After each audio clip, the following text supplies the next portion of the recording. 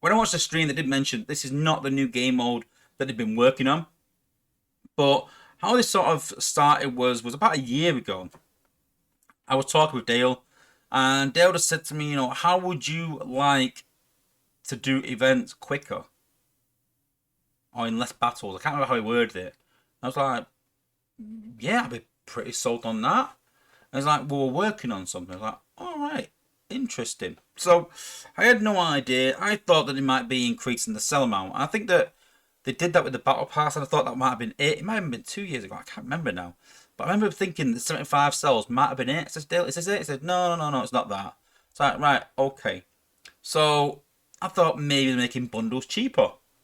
Because then if you make bundles cheaper, you can get more for your money, more attacks maybe. I didn't have a clue really on what was happening behind the scenes, and Dale's kept it very close to his chest. But he has just said to me that they are going to make it easier for people to do events. So again, I was a bit baffled by that. I'm like, well, why not just reduce the points of the events? A bit lost. So fast forward to last week. So Space have announced that there's going to be a new game mode called Mayhem mode. So the idea behind it is, I've got some screenshots to show you. The idea is that what they'll do is you'll have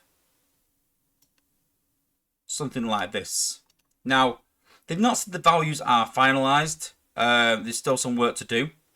But the idea behind it is that rather than doing a attack and getting points, you'll do 3 in 1. So you'll do one attack, but you get, for example, there in the third zone, and I don't know what zone it's going to be.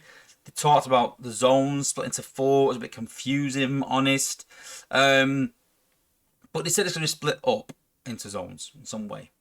But they said that you'll use 15 fuel cells in one battle. So rather than the 5 that we use now, in this event you use 15. But you can see there that you'd get 1,436 points for that third zone. I presume it's the third zone, so I can see on the screen. For 15 fuel cells.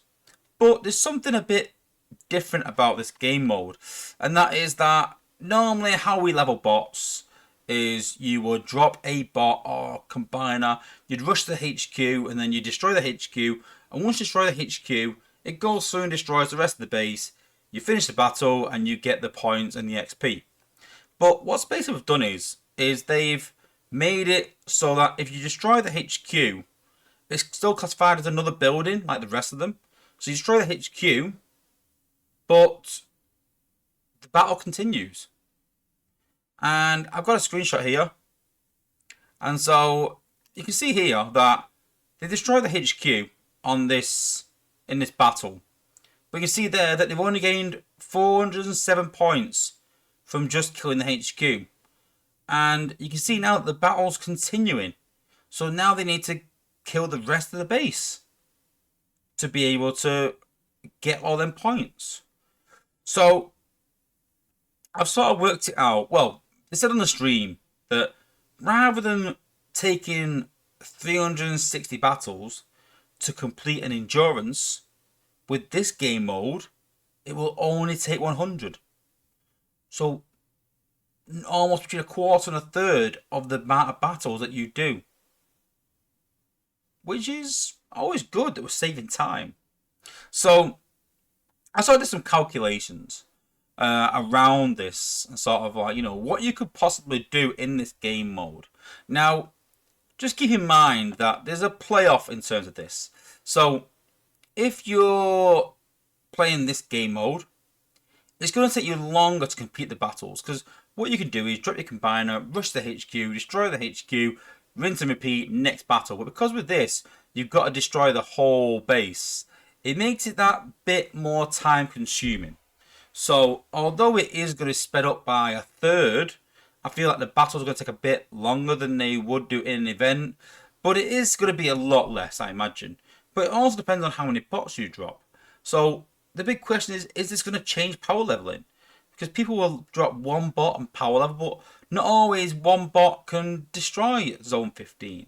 Are people going to do the same thing of dropping a bot, dropping a combiner, maybe hitting the HQ with the combiner, clearing the rest of the base left? But that also means that usually when you're clearing the base, unless you're really good at pathing, you'll have to fight the outpost bots as well. So when you've got things like Chromia in there and some really pesky bots, that can be a bit of a problem. So I think that it's going to be a bit more challenging, the game mode, than it is right now in terms of soloing the bases. But because you're using 15 cells rather than the 5, generally free to play, if you're going to buy a $40 bundle and just use the bundle to refresh your cells, just cells, you're not going to coin any bots, so you're probably running full teams maybe, or small teams of 4 or 5 bots in zone 15, and you're going to buy a $40 bundle and use that just for cell refreshes. That will get you 63,000 points in probably around 8-9 hours, which leaves another 20k points to do over 2 days, which is easily achievable. And then even if you're gonna coin one bot and power level, which I think you're gonna need a combiner to do that. I don't think you're gonna do it solo with a bot, because different bases crop up with prime cores and different bases crop up in terms of outpost bots, and not every bot can deal with a whole base, so it can be difficult. You might take 4 or 5 bots and drop one, but then if you're power leveling, you need to put an XP core on one bot. So I think it's going to be hard in terms of power leveling, a bit harder, and maybe something that maybe top players need to do, unless you take a combiner, which will make it a lot easier. But if you're going to coin one bot, then you're going to get roughly around 65k points in the same sort of time frame, in around 8 to 10 hours. So you could, if you spent all day, smash out an endurance in one day quite easily. So you've also got to think as well for free-to-play players as well. If they're doing these battles where it takes 15 fuel cells for one battle, so 15 fuel cells, 75 divided by 15, this is 5 battles.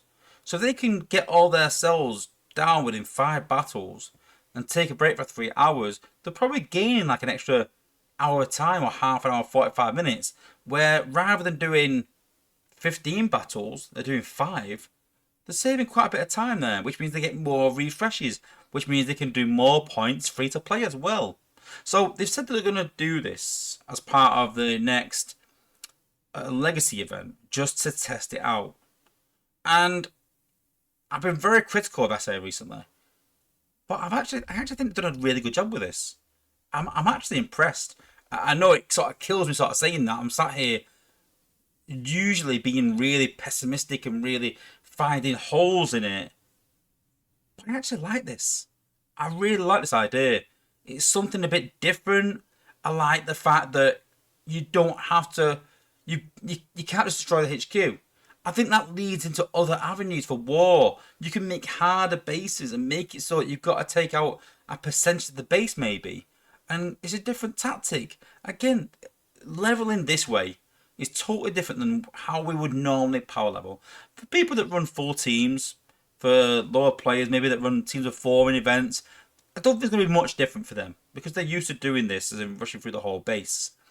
But for people that power level, it's going to be totally different. The bots you choose will be different. It's not a case of just choosing a bot. You know, I think if you're leveling pipes without a combiner, you can't just rush to the HQ and kill it, because pipes is not going to take the whole base down.